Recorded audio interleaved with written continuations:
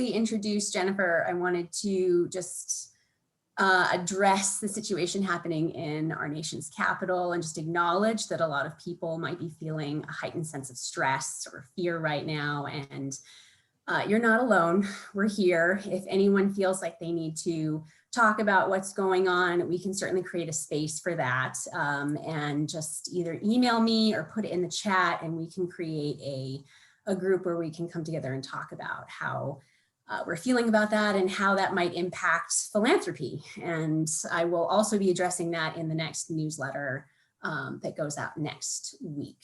So with that, let me introduce Jennifer. The first time I met Jennifer, she made me laugh so hard I cried more than once, and I could really use that today. So let's bring it on. Jennifer Phelps of Jennifer Phelps Organize, Design, Reinvent is your spatial story specialist. She guides professionals to overcome the overwhelm of stressful clutter, chaos, and the soul-sucking blech. She can transform the dysfunctional environment that is draining your time, your money, and your efficiency into a space that empowers. Jennifer is a coach, consultant, organizer, and speaker who embraces the fact that life is messy. She helps her clients rewrite their spatial story with humor, persistence, and a super dose of non-judginess, which I need because I definitely violate a lot of the Zoom backgrounds that she is going to tell us about. So with that, Jennifer, welcome, and I am going to mute myself. Great, thank you. It's nice to meet all of you this morning. And yeah, so I do a whole experience of helping people organize is such a tight word for me. It's such a limiting word because really what I do is really help people in their environment, the place they occupy, whether it's professional or at home, because there's all kind of great stuff, great memories in our space and things that make us feel great, but there's also a whole lot of things that don't make us feel great, and it doesn't always look like a stack of mail. So that's really the sweet spot for me. And then when Zoom started happening and this ginormous window into our personal lives suddenly was thrust upon us, I really felt like this was a great space because this little snapshot, as professionals, we want this to, you know, help support what we're doing and not detract from what we're doing. So that is what I'm going to talk about today. So if you, while I am trying to pull up my screen share here, if y'all want to put it in speaker view, that would be helpful so you can actually read the slides. Okay, so maybe some of you have seen this, but Brady Bunch using Zoom since 1969. All right, so here we go. So Zoom and video is here to stay. And the question is, are you putting your best face and space forward? This isn't about being super duper fancy or being highly polished, but it really is about being intentional about what you present, because you're not just representing yourself, but you're representing your business, or in this case, your organization. So we want to make sure that we as individuals and our personal expression in our space is not limiting the voice and the impact that we have when we're representing the thing that's important to us. You know, we feel passionate about what we're doing, and I've worked in nonprofits, and so I know there's always there's the passion about that. So the question is, why does it matter at all? And it's because you never get a second chance to make a first impression. Famous quote by Will Rogers. And you'd think it was Zig Ziglar or something, but it's Will Rogers. So the question is really, what impression is your Zoom or video space making? Because this really isn't just about Zoom, which I'll talk about in a little bit, but this is the question you have to ask yourself. What first impression are you making? So if we want to start with a little exercise, I would invite you to just take your phone and take a snapshot or a screenshot of your space. You can do this anytime during this presentation, but we're going to come back to it a little bit, because sometimes when we look at our space objectively, it makes a little bit of a difference. So if we take a snapshot, you see what you've got going on there, we'll come back to that. So use your little screen capture or snap yourself with your phone. We'll come back to that. There we go. So people say, the Zoom thing, Jennifer, we're just riding it out. It's been months and months and months and months now, right? So back in March, we're like, it's just a little bit of time. It'll be a couple months. It's no big deal. I don't have to really do anything. I mean, we are really cutting each other a lot of slack about, how we are in the Zoom space. But a lot of people are like, well, everyone's just writing it out. And then we write it out for another month, and we write it out for another month and another month. But really, the question is it here to stay? People are like, really, just, I don't need it right now. But really, the thing is, before Zoom, anyone who's really paying attention to marketing and communications, and working in nonprofit, it's still marketing. You have to present yourself. I'm not telling you when I worked in nonprofits, it was important how I presented myself. And there's a lot about video that can help us educate, our potential donors, also the community at large about the organization and what work it does and how important it is. Video is a very powerful format for doing that. It was before COVID happened, right? And now the gift of Zoom is, whether we like it or not, we've been thrown feet first, hopefully feet first, not head first or face first, right into this environment. And so whether we have loved it or hated it, it's really given us a real life training on how to work inside the Zoom/video space. So after Zoom, the education that we've gotten in this time can be used moving forward, where again, you can create videos to put on social media. You can be on social media, or you can be even in communication and in meetings with potential donors and other interested parties who are not geographically right where you are. So yeah, we're representing local organizations, but at the same time, it may or may not be possible to meet someone in person, or someone may not want to, not everybody wants to go schlepping around town to meet you. So the opportunity to have a personal and intimate space to communicate with people. Phone is nice, but now we have video where we can see face to face. And to me, it's not so impersonal as a lot of people feel. It's very personal because you talk on the phone, but now you're seeing each other's faces. So you really do get a sense of, they get a sense of who you are. And then by getting a sense of who you are, then they're also going to get a sense of the organization and whether they want to make a contribution, big or small. Yeah. Are you following along on that? Am I off charts there? So the question really is, are you positioned to take advantage of this? So that's really what we're going to talk about today. So big slide here, but the goal for video is really to elevate your image, brand, and reputation. In this case, your brand is your organization's brand, but you also are presenting yourself. So they have to be in alignment, right? What you present as your personal person and what your organization that you represent, what their brand is, those have to be in alignment, or you're not going to be communicating really to your donors or to the community at large that you're educating really what's important. They'll be distracted by you and your personal presentation, and that is not really what's going to help you and your organization grow. Yeah. So a lot of this too is about feeling comfortable and confident on video, because a lot of people are like, oh my God, I just do not really want to see my face on video. I'm not comfortable. I've got what I call the waddle and the wrinkles, the waddle and the wrinkles. And I have the waddle and the wrinkles, but this magical little combination I've got helps me feel better about that. So clearing the distractions, so your message comes through loud and clear, because if you've got a mess behind you, people may be concerned about whether they want to put their money into the organization, but really it's just your mess that is confusing them. So you want people to be listening to you and looking at your face and not being distracted by what's behind you, right? That could be traffic moving through the room. That could be the space that you're in. And really managing the lights, camera, so that you can look and feel good when you're doing this work. Yeah. All right, so people can relate to this, the strategic cleanup for Zoom calls, where everything is just smushed to the side, and then you just have this little tiny thing here where it's clear. And really, in some ways, I'm okay with that, but I'll talk about a little bit more about that too, because what's important too is not just what's behind you, but what's around you, because people will see obviously what's behind you, your viewers, but you see what's around you.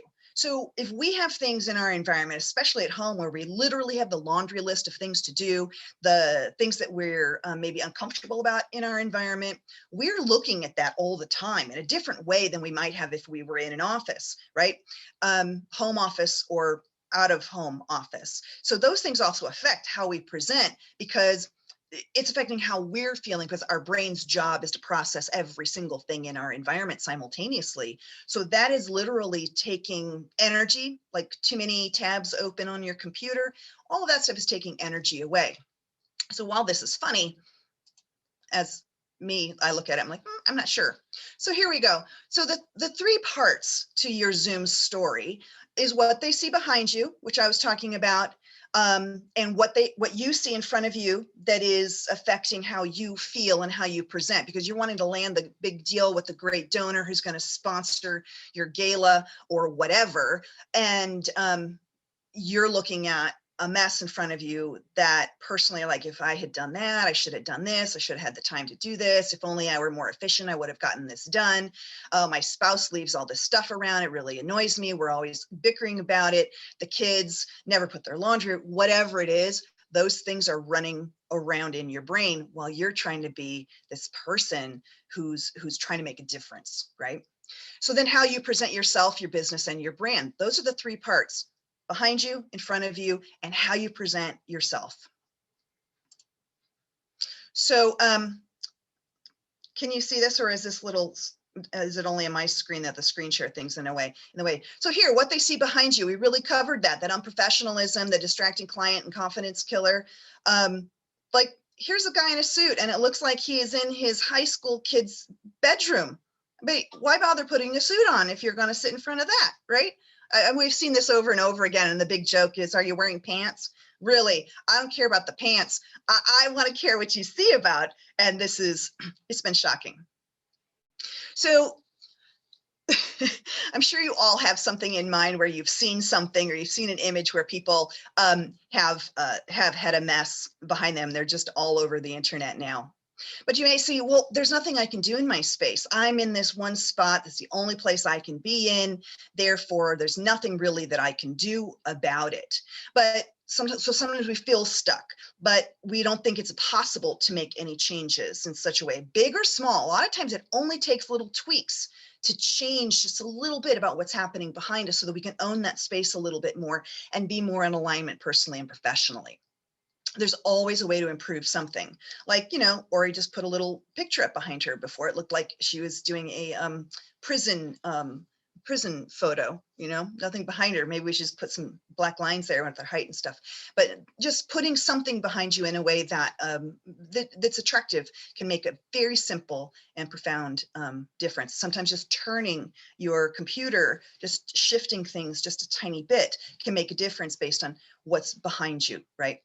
So don't think there's so much that has to be done, right? It doesn't have to be a showroom. It just has to be in alignment. So here's a quick example. So this is a friend of mine, Susan. She's a colleague in town, and she had all the little elements here, but it just was such a mishmash up here in the before. Nothing quite came together. And then so we just made tiny shifts here where we mirrored her image. We created the space where she is framed in the space a little bit better. And she does women's heart health awareness. So it's really big. A lot of women having heart attacks don't have any idea what the symptoms are. They're completely different from men's symptoms, and women just ignore it. And so her goal is to get this information out. So she got some little red flowers, and she got a little greenery on the other side, and it frames her space in a different way. And that's all it took. She didn't need a showroom. You see how it just looks a little bit cleaner. We shifted her camera angle and we shifted her lighting. So just a tiny bit, from just being a mishmash to just looking put together. So I'm going to go through this a little bit quickly, but how to find your best spot. Sometimes if we just move around the room or move around the house a little bit, we can find a little bit of a different space that feels a little bit more put together behind us. Just by, like I said, turning. Can you move to a better location? Maybe there is another spot in your house where you can just do the Zoom stuff. If you're on your tablet or your laptop, it might not be hard to move to a different spot in the house where the lighting is better. It just depends on how much traffic we have going through the room when we're on there. If your back is against the wall, as opposed to a huge room behind you that has so much going on, and you see a kitchen and you see shelves, you see all the vitamins on the countertop, and you see whatever, sometimes shifting it so that your back is closer behind you, you have less to manage, right? So if it's cluttery, just clear it, right? Clear the clutter out of the space behind you that people are going to see. If it's boring, pep it up, just like where you put a little spot, something behind her. She's not a boring person. I mean, so just a little something behind you may feel a little bit better rather than just something boring. You could use a screen, even if there's just such a big room, a little shoji screen type of thing. So if it's boring, pep it up a little bit. If it's, if you want to move around the house to do it, go ahead and do that. And then ask for a fresh perspective. So when you've taken this little photo of your space, like I asked you there at the beginning, you look at it objectively, and then you ask somebody else, a friend or whatever, say, is this really presenting me the way I want to be presented? Because we really can have a blind spot about our space and how we view ourselves, right? So asking someone else that you trust for a fresh perspective can be helpful. So here's a really quick thing. So talking about not just the Zoom space, but this woman had all of this cluttery bits. This was in a dining room where she does all of her work, plus she does her video. She's a beautiful room, but all this was a disaster. So we actually, all of these things, some of the stuff was cleared out, but all of this stuff down here is now in this completed space here. Very affordable IKEA concoction that I designed, but it really made her feel better in the space that she's in, and it made the dining space more usable. And without all this cluttery stuff, she felt better in her space, whether she's doing Zoom or having people over, or, not so much now, but having people over, and also a space that's workable for her. It doesn't take a lot. This is an example of a little investment, some clearing, but really being able to just be creative about using your space much more efficiently, making it attractive. All right, so number 2, what you see in front of you. So it's distracting, it's embarrassing, and it's triggering. So all of those things, I'm not saying everybody has that experience. However, we're not always aware of what is happening in our brain, because again, our brain's job is to do all of this stuff. And because we're sentient beings, that pile that bugs you when you're not on Zoom is still bugging you when you're on Zoom and you're talking to people who are important, whether you're on a board or whether you're actively fundraising or you're educating the community about why they should be interested in what your organization does. These are things happening in your brain that affect how you present yourself. It's very subliminal, very subjective.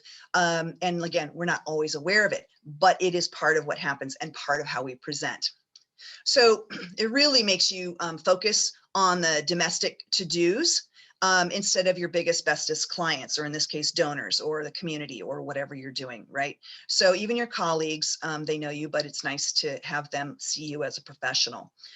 So clearing all of this stuff in front of you is important for your own well-being and your own ability to focus.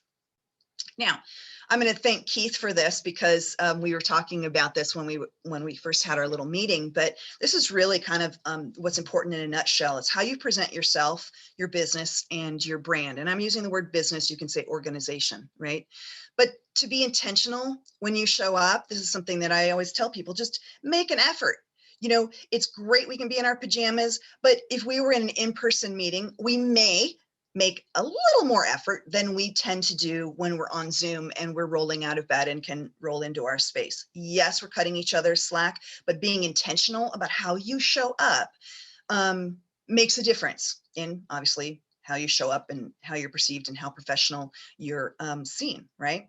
So then we get to that professional, being professional. So you're intentional about how you show up, and you want to be professional because you're representing more than yourself, right? You're representing the organization that is in your heart, right? And you want to accomplish all of these great things for the organization that you're working for. So being professional in that way, I know there's a whole lot of levels of professional and what that looks like, but when you have that in your mind that you're going to be intentional and you're going to be professional, it may shift a little bit how you show up. And then in respect as well. When I go to a meeting, I don't really want to see people in their pajamas. I really just don't. want to see that. And while we do love to see the cats and the kids and all of that stuff, there's only so many, oh my gosh, he's so cute, what kind of dog is that, to derail a professional meeting super fast, right? It's fun, and yet it's really distracting and not giving respect to the other people who've taken time to show up in that meeting with you. Is everyone saying, oh, I hate that, Jennifer? Or some of you going, well, yeah, I can kind of see that. Anybody? I see people are laughing like, hey, me, maybe. All right, so I'm talking about crafting and branding your space so that you really do carve out a space that is just for you with Zoom. And again, it doesn't have to be big. Like I have, my space is just a few feet wide here, right? So it doesn't take a whole lot. Even if you're sharing a space, there's always a way to just do something that crafts it just for you. If it's like Sarah, it's multi-purpose. You have homeschooling and you have your business and you have all of that in one space. There's still a way to sort of claim it as your own, or even use the stuff that's in the background already and put it in a perspective, or put you framed in the space so that it can be multi-purpose, but it also doesn't distract from what you're trying to do when you're actually being the business person, being the fundraiser, right?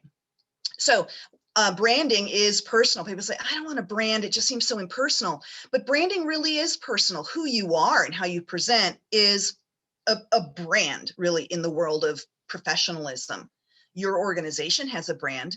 They show up with a certain tone, certain colors. They have a logo.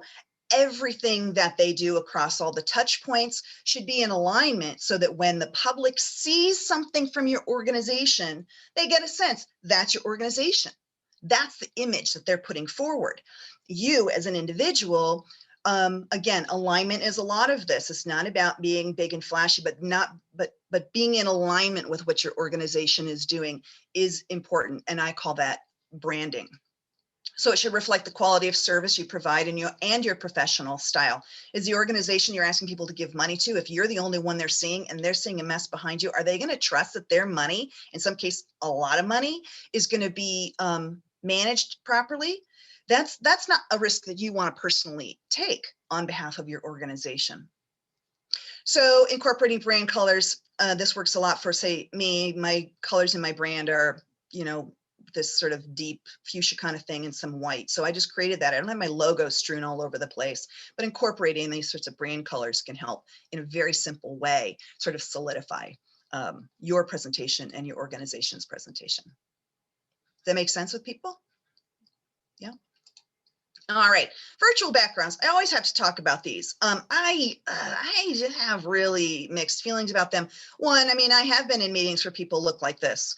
Just they're fading into their background. One, green screen can make a difference, but anything with those can be really distracting. If you don't use them right, there's just so many things that can go wrong. And, using a personal, like choosing some, like the space thing, unless she works for NASA, or I don't think this is necessarily the way she wants to go. But also when you're using a virtual background, people can feel when you're hiding something, because if you're using a virtual background because you don't like what's behind you, that's still the little vibe that comes through. What is conscious and what is subconscious does make a difference, and it comes through in how we present. So just for fun, oh my gosh.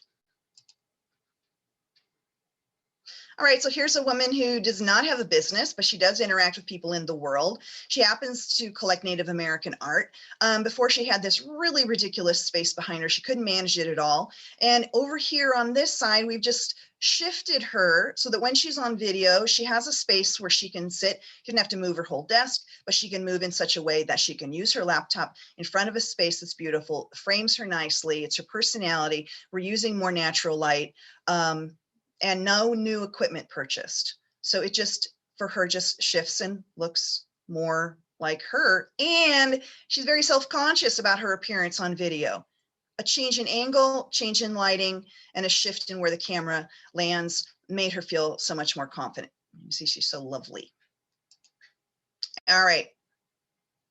So lights, camera, action. I know we're working through here with our timeline. So quickly here, this is an idea. So finding your best light. Now we talk about, I work with a lot of more mature women, and we don't want to be vain about things, but we do realize, and this isn't just women my age and older, but also men. We all have little things that we're maybe a little self-conscious about when we're on camera, and this lighting and camera situation can accentuate it so much that it just makes us not want to work with video at all, work on Zoom at all, or be there at all. But there are little things that you can do that just make you feel more confident and less self-conscious, just with a couple little tricks. So for example, finding your lighting. Natural lighting is great, but you don't have control of that if you're meeting with someone in the evening and it's dark, right? So having a simple ring light, which is what I use. Sometimes you've seen someone is, this idea that this person, she's just looks like kind of ghoulish. This one looks super ghoulish. And this one looks, all of these look a little bit horror film, but also it is accentuating parts of her face that she doesn't really like much. And the office here, she glows, is a little hot, like mine's a little hot, but that doesn't really matter at all. You don't have to look like a supermodel over here, but just creating a situation where you don't feel, where you can feel more confident by arranging your lighting a little bit, say forehead level, say eye level. But if you got a little more of this kind of stuff going on, just putting your camera more forehead level and a light right in that space, that downward light is like a 3-second facelift. So here's some lighting. Again, crazy people looking, all of this here. She just shifted from the window behind her, window behind him. She just shifted so that, and she's got this big room behind her, but her lighting is much better. And this woman, I don't know, the goth thing is a little frightening there. And maybe that's not the best look you want for your organization that you're representing. You've seen these. Some of you are these. I won't point anything out. Also, another thing there is when someone is like way down here, you only see a little bit of their head, and then you see all the ceiling above them, and you only see their teeny tiny head, or say from their nose up, and then you see the ceiling fan, and God forbid the ceiling fan is going, because you got that strobe thing happening. And I've gotten headaches being in rooms, Zoom rooms with someone, and just one little square is going rare, and it just is not only distracting, but I want to see your face, right? Because that's what we're trying to do. We're trying to be personal and connect here. And using this visual interaction can be really an intimate and personal space. So if you're trying to be personal, if you're trying to build a relationship, let people see who they are being in relationship with. Excuse me.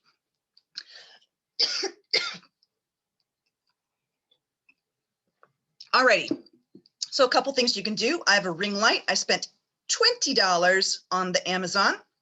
Very small investment, and it can make all the difference in the world because you can control your light a little bit better. So then you can be on any time of day and have some control over that, so that you don't end up in the dark or with the like a collection, like you've just sort of harvested all the lamps in the house and you've put them in your office or in your space there, so that you're trying to control the light. I've seen houses with like 5 lamps on the desk. I say just spend $20 and get a little ring light and put all the lamps back in the rest of the house, because they need light too, right? So this is tiny, doesn't take a lot. I spent $53 on my camera. There are some that are less expensive. The camera on still a great laptop, but it's old, and the camera on my laptop is terrible. So I just decided to get a little freestanding camera. It hooks on the top of my laptop, but also I can situate it wherever I want. It could be on a shelf, it could be wherever. I have a lot of flexibility as to where I put this, right? It's a tiny but worthwhile investment if you feel that you're going to continue being on Zoom and or video communication moving forward, because now we're so smart, we're so Zoom savvy now, right? Why not use this on social media so that we can communicate? Why not meet with potential clients? That sort of thing. I love being in person and hugging people, but we're in a situation now where we don't have to always travel, right? And can still connect. All right, so here, what's your angle? So centering yourself in the frame This woman down here is an example of the all ceiling, no face. Here's a little bit better, but you're still looking at her under the chin and we're still seeing her ceiling, but it's way better than over here. So when the camera is down low, like this woman here, the camera is right underneath, but as she is over here on this side, it's just slightly at forehead level, and it makes all the difference there. See, so if this is something that is makes you self-conscious, you can address this, is my point. It's not about being fluffy. It's not about indulging vanity. It's just something that you want to be more comfortable. Well, let's let you be more comfortable, right? People get that. Just sometimes people, they see themselves on video and they're kind of like, that shows the worst thing and I don't know how to fix that. So you're trying to communicate with people, but the whole time you're just like, I just don't want to be there. And then that affects how you show up. I mean, one time I was on a conference thing, a bunch of people, they zeroed in on one person, and it's a person I'd been talking to about organizing her office. And the first thing that happened, she's up on this big screen. The first thing she did, she's this big business owner in Atlanta. And first thing she did was, oh, my office is so messy. And she literally shrank. Oh my gosh, I felt so bad. But she was very self-conscious about the space behind her. So I called her after. How'd you like your time in the spotlight? Are you ready to get going? So we're working together now. But the point is that it affects us. And I've seen people shift their posture and shift their eyes because they're uncomfortable with what they are seeing of themselves in their space. All right. Here's just some funny things. This is famous. Someone actually did not realize that they went into the bathroom while they're on Zoom and put their phone down. And all these people are seeing this person actually using the bathroom. I mean, are we past that now? I think we're all past that, aren't we? Not necessarily. It's true. Well, here, this guy ran through the living room. She's on some meeting, and her husband ran through, and he's very cute and everything, but she was mortified, and he ran across and then saw he was on video. He smacked into the wall. He fell down. He's on his socks, and he can't get traction on the tile. It was hysterical. She was mortified. So then he had to slink off through the other way. So communicating with people in your household that you're going to be using the space, that you're going to be on Zoom from this time to this time, if they can respect that space for you. If you were going off to work, you wouldn't be there. So possibly they can acknowledge that you're going to be using this space and to manage their traffic through the zone for that period of time. All right, this guy, big brain surgeon here in Tucson, messy background. He's one of my ongoing clients. I always have to go in and undo all of that stuff. But I created this background, this space for him because he was going to be a headliner on a big documentary video about the effects of 5G. So I created this background for him, and he's actually going to be in a film about that. So we just reworked his background for him. All right, so again, looking back, quick summary of what we want to do with our goals regarding how we show up on Zoom or video is, of course, elevating your image, brand, and reputation, your organization's reputation as well, and who you're representing, to stand out from the crowd for the right reasons, not to be in a sea of Zooms and have you standing out because everyone's like, what's behind, what is that? What's in there? What is that thing? I mean, okay, you don't have to raise your hands, but raise your little finger in your lap if you've done that. What is that, right? We do it. We do it. So you don't want to be the one that they're one is like, wow, they're so cool. What's going on there? I want to really pay attention to that person as opposed to, what is that? We don't want to do that. So we want to feel comfortable and confident personally on video. We want to clear the distractions so your message comes through loud and clear and help you look your best, right? These are not hard to do. Little tweaks, big tweaks, whatever you want to do. I can help with those things. So if you would like me to send you my 6 tips for looking great on Zoom and video, in the chat, put Zoom me. oops, let me go back here. Put Zoom me in the chat and put your email. I'm going to come back to that in a minute, but I have this thing that'll just little tips there that can help you. So you can put that in there. I'll come up to it again. But now you got your little exercise. Now, after my presentation here, you're going to look at your camera, your photo of your space while you're not in your space, and you're going to look at it and say, let's make an objective list of things that I'm comfortable, not comfortable with, and maybe a couple little things that I could do a little bit differently, right? Are you going to do it? You're going to do it? Okay. All right. So really, Zoom and video are here to stay. Put your best face and space forward.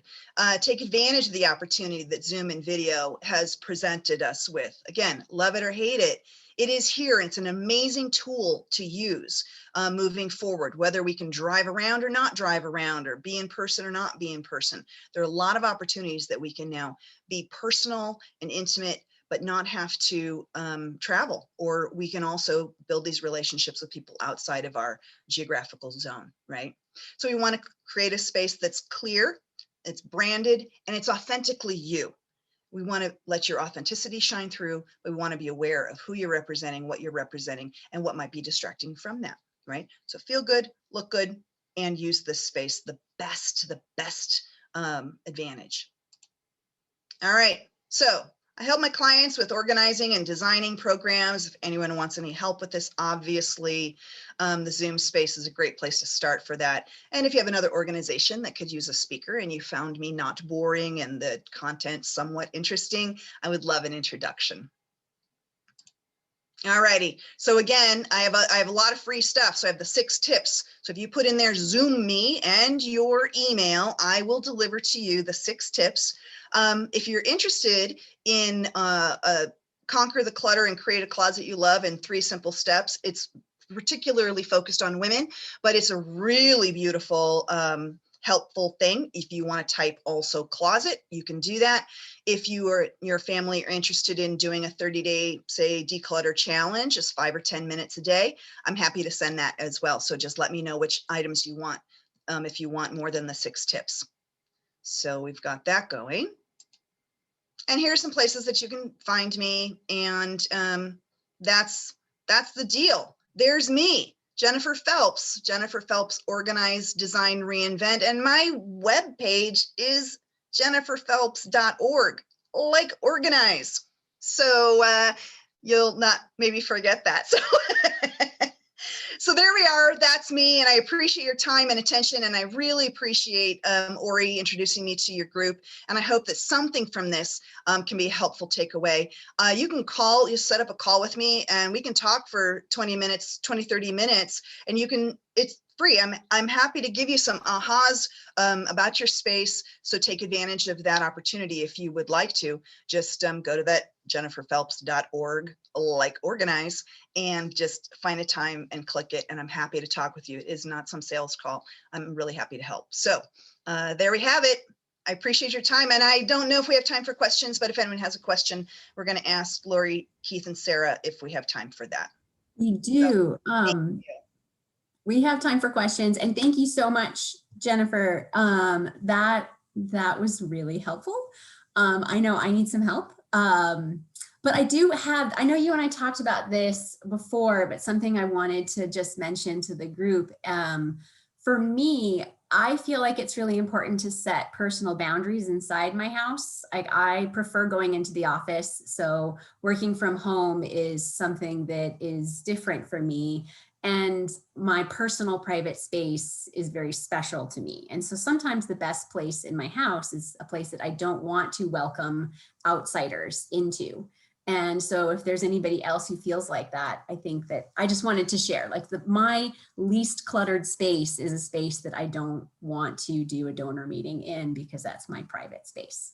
So, right. And that's why it's important to kind of sometimes, what I'll do a lot of times with my clients is one, we want to match the lifestyle and the space with the purpose, right? So it's sort of this intersection of those needs. And sometimes you'd be really surprised. I worked with a woman who the only space where she could do this was like in this space was like a pass through from two parts of the house. And so she couldn't figure out how to do this. And I said, well, if this is your best space to do it, but you have to take everything away when you're done, because people have to walk through this passageway. Otherwise she's just on the couch with her laptop, right? Well, we talked about getting like one of those little IKEA Rostkrug carts, or they have them at Target too. Just a way that you can just bring something in and create a mobile space where you can be where you need to be, that's best for your video time, and be able to just tuck that away, because we don't generally need a ton of stuff when we're just doing our video moments. So sometimes we can be creative. And that's one of the things that I help people with, is finding actually the best spot and finding creative ways to use that space that kind of meets the needs of our multifaceted life stuff. So thanks for bringing that up, Sarah. I just have a quick question. Hey, Travis. One, I'm laughing because I've just started to come back into the office, and there's like a bunch of pictures of me as a drag queen, which I hadn't even noticed is behind me. I probably need to clean, so I'm laughing like, oh yeah. So this is really excellent. One of the questions I had, is there any issues with using, I call it the pretty filter? Oh yeah, the touch up my appearance filter. It can help a little bit. If you know what that is, if you were to go into where you have your little stop video and the little up arrow, and you go into video settings, there's a little thing that says touch up my appearance. And it's a little Vaseline on the lens, and that can be helpful, but it's not going to change if your camera is still here and I look like my father, right? I still want to raise that up so that the light is coming this way. And so you can touch up touch up your appearance and use that a little bit, but it doesn't do all the magic that one might think. And the more extreme it is, just the more fuzzy you get. So you definitely can use that. It'll do with the fine lines and things like that. But setting up your space and your camera and your light better is really the best way to address that. And depending on who you're representing there, Travis, those drag queen photos might be exactly the right background.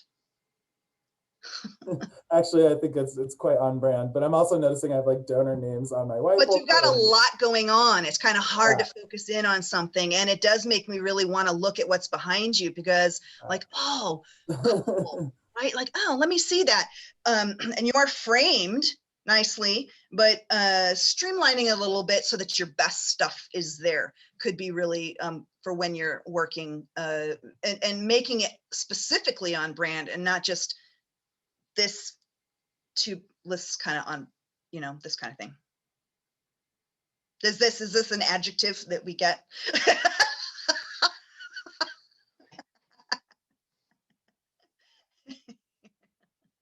I will sort of throw myself out, positive or negative, that I use the Zoom touch-up filter all the time. It's on all the time. Maybe you can tell, maybe you can't. But sometimes people are like, you look like a weird baby doll. So like if the lighting is wrong, sometimes I will look like a porcelain doll. And that's weird. And everyone knows I'm using a filter, but sometimes it's fine. And like, I just don't look like I just woke up. Right. It depends a little bit. And I'm not all big about, having to use makeup if you don't use makeup or anything, but being aware that while we might look just fantastic in person without makeup, the camera can have an effect that like it just somehow washes us out, or like you said, you look like a baby doll or a porcelain doll. But really just even, I don't know, guys, you're fine with whatever, wearing makeup or not wearing makeup. But the idea is that a tiny bit, even like a clear gloss on the lips, can make a difference in just how the face comes through with a little bit more definition on camera. So again, not about doing full face or anything, but just a little something that accentuates or defines a little bit of your face can make a big difference on camera, right? You're not going to look like you're wearing makeup, but on camera, you're going to look a little bit more just, I don't know, it's just how the camera and lighting works, even in natural lighting. So a little bit. I just wanted to say thank you for all these tips. Great way to kind of like just fine tune my setting and stuff. Right now, when I'm just doing something more casual, like a meeting like this, I'll be on the couch. So it's just kind of blank. But I have back-to-back meetings. The couch gives me a rest before I have to go sit in a chair for 3 hours, a 3-hour meeting after this. Right. The other thing that I wrote it in the box, for me, I do what I can to look good, make sure the lighting's right. And then I turn my camera self-view off because I get distracted by myself if I keep seeing myself. I've already done everything I can for how it looks for now. So I just turn it off. And that helps me not get distracted. Yeah, I understand that. If you can do everything that, you know, getting yourself in the camera in the right angle so that you're not accentuating the things that are bugging you. But yeah, being able to turn that off, but also sometimes it's good because we forget that we're on camera if we're not seeing ourselves because everybody else is still seeing us. Unless you're turning the whole thing so nobody sees you. So there's a whole conversation about whether it's polite to be just an observer without showing your face in a meeting. There's a whole lot of conversation about whether that's really good etiquette in a meeting where a bunch of people are there showing up and other people are not having their cameras on, right? Also, if you're getting up and moving around, then you do turn your camera off because nobody wants to see you get up, your, you know, chair's spinning or, Yeah, I'm or sorry. mute and something's on the phone. I just had a woman on the phone and talking to people the whole time. Her face, she's on the phone, she's talking to people. I'm like, please, in your case, please turn off your camera because you're so distracting. And I'm getting really annoyed because I'm like that. And then I'm like not paying attention because this person, anyway, I have very little self-control in that way. But there's conversation about, depending on your group, whether it's polite to be there, but not show your face like other people are showing their faces. Yeah, I didn't realize that I wasn't on because I had gotten up. So I turned my camera off to not distract people. And then I didn't turn myself back on. Sorry. No, I'm just saying that it's up to you to decide because I'm saying it's a conversation that happens in the Zoom etiquette world and you have to decide what works for you. I'm not saying it's bad. I'm just saying that that's part of the conversation and depending on your group, that's a trust builder or a not trust builder. So there actually is a way that you can hide yourself while still being seen. I'm going to try it right now. So hide self view. So I don't see me. Do you still see me? Yeah, so if you pick your nose and you forget because you can't see yourself, I don't want to see that, Ori. I will really try not to do that. I don't know how to get myself back though. So never. Oh, well. I found it. It's under view. Show self view. Okay, here I am. Ori, that is perfect for you. Jennifer, how do I'm you? here, but I can't find myself. Sorry. Existential. Exactly. Okay. Yeah. How do you feel about taking meetings outside? That can be really nice if that's great lighting, but if your dog's going to be running around and barking in the backyard, not a great idea. Still, if you can raise your camera up a little bit, that's always really good still. So just getting it so that you are on the right level so you and your camera look good. Outside can be really great. But you just want to be aware of the background because sometimes you're in a meeting and it goes through the patio windows and you got people inside not realizing they're on camera. That's not the look you're going for. Right.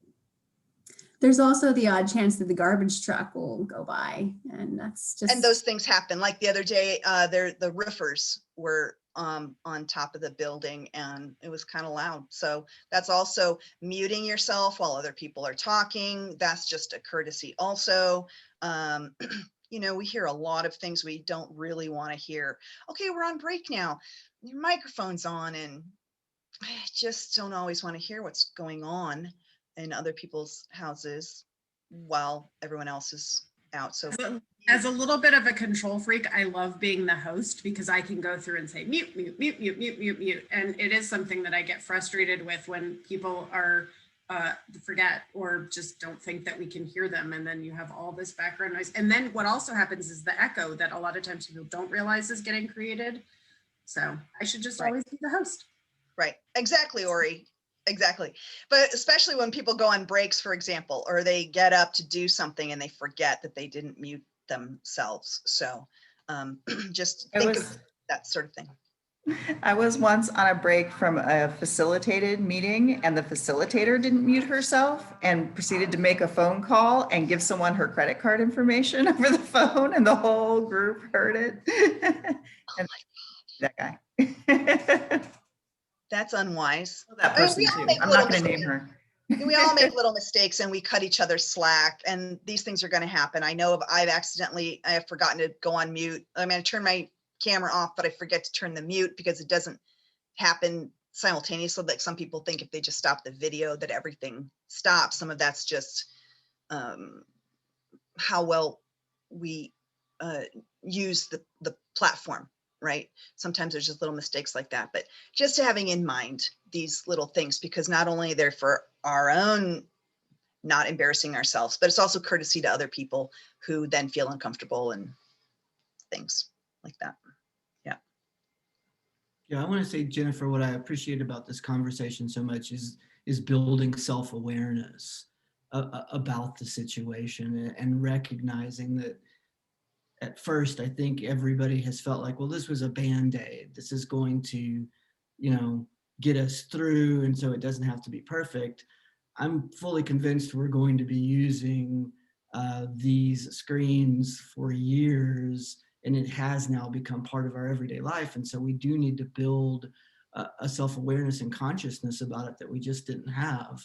In this year, I've very rarely met with donors. And if I have, I've gone into the office because I'm just so much more comfortable in that situation. But what I've become very aware of, I'm on Zoom 5 hours a day with collaborative staff meetings. And something that I would like to sort of sort out how to do is bring more awareness among the staff in our organization to how their behaviors on Zoom are affecting each other. Yes. And that may not be so much a question of branding, it's not so much about us looking out at the public as being aware that this is now our workspace. This is how we get things done together. And things like, being backlit and we can't see your face for an hour, that's a problem. I mean, that's a problem in a staff meeting. It is. And it's hard to address. And I have this weird situation where my light is constantly changing in my office and at my home office. So I have to literally, close blinds, move the desk, different things to deal with that. But get yourself the ring light, Keith, because you can control the light a little bit. Okay, I'll think about that. That's a little frightening to me, but having someone backlit for a full hour in a staff meeting it's disruptive. You can never see their face. It's like Invasion of the Body Snatchers. It is. And then I've also noticed that people in those situations are tending not to participate. I mean, so then they're sort of giving themselves an out by the lighting. That it's very complex, but I just appreciate you helping us raise our awareness of what's possible, how we can control it, and just being aware of everything that's happening there. It's a challenge, especially if you're moving around a lot. I went to the office yesterday for the first time in 5 weeks, and the light was completely different. I was interviewing someone and didn't realize until 5 minutes before that when I opened the blinds, I was a zebra. I had all these bright stripes. When I closed the blinds, I was in the dark. Trying to drag the desk. Within like 3 minutes before this meeting, I should have thought of that ahead of time, that I needed to go in and think about how I was going to look. So I do think it's a great conversation, but it applies to all of us differently, I think, in different situations, depending on who and how we want to present ourselves. So I appreciate you saying that. And a couple things that come to mind from that. One, yes, it's really being aware and showing up respectfully for other people. Also, I mean, I was working with a woman who's a great, fantastic person, but she was teaching college courses at night from the bedroom in the house where all the crap gets thrown. And that's where her home desk is, because she usually works at her office desk, right? at the office. So one, you're going to look at your office space differently also. Right? We're going to go from home and we're going to go to the office, and we're also going to say, hey, all the same stuff applies to our actual physical business office if we have a business office to go to at some time, right? Like you go back and forth. Also being respectful when you show up to people, but like with this person, she's an amazing person. She's this big attorney, right? But she did not come across to her students as the JD professor because she's showing up in this crummy room, right? So she just has to shift. She had to shift a few things. She'd still be at home, but we had to clean it up a bit so that you didn't see the ironing board or the kitty litter box or things like that you don't think of because it's in your space all the time. But you're trying to be who you are in your professional capacity, asking people to give you money, for example, or collaborating with other organizations, trying to create partnerships. They need to see who you are, but not have your space undermine that, right? So being respectful of other people, but people are very afraid to show up a lot of times. You know, an introvert can go to a meeting and be okay, but if you're in this kind of space, people can be just very, very self-conscious and really not want to be seen, right? But that really undermines your ability to do stuff. So finding a way that you can be as comfortable as you can be in this space is really important, but realizing that your discomfort, the reaction of other people, is that it diminishes trustworthiness. It diminishes, I mean, you wouldn't go to a meeting and hide behind a plant. You just, maybe you would, but it's unlikely, right? So it's kind of the same thing. If you're in a meeting and you're not showing up in whatever way, it's like being in person and hiding behind a plant, right? So it's the same kind of thing, really. So, and if you don't know how you're going to look, go on a Zoom thing on your own before you go into a meeting. Check how you look, see how your lighting is, because you close the blinds, but then the threads, right? And then you've got this tick, tick, tick, tick, tick, tick, tick, tick, tick dot down your face because you've managed everything. But go on your Zoom, use it as a mirror, see how it looks, see how your background looks, just see how your lighting is. Just quick jump in there. You may look at the mirror before you come on the Zoom. You make your own little meeting, look at yourself in the Zoom space and see what happens. Maybe your kid put the thing that you don't want the thing, and that was new since last time you went on. So just look and see, is this what I want to be when I turn it on? So don't turn it on in the middle of a meeting with a bunch of people and go, now you can't change it and you're uncomfortable. Just click on your own Zoom thing and check yourself before you go. Yeah, and make sure that you don't have a special background that you put up for like an office party meeting that is still up when you enter a different meeting, because that's embarrassing. Oh, are you speaking from experience, Sarah? Of course not. I would never do anything like that. Just for other people who that might happen to. Yeah, just in case. Just in case. Or the leftovers from your New Year's party. Oh wait, we didn't have those this year, but you know, looking forward.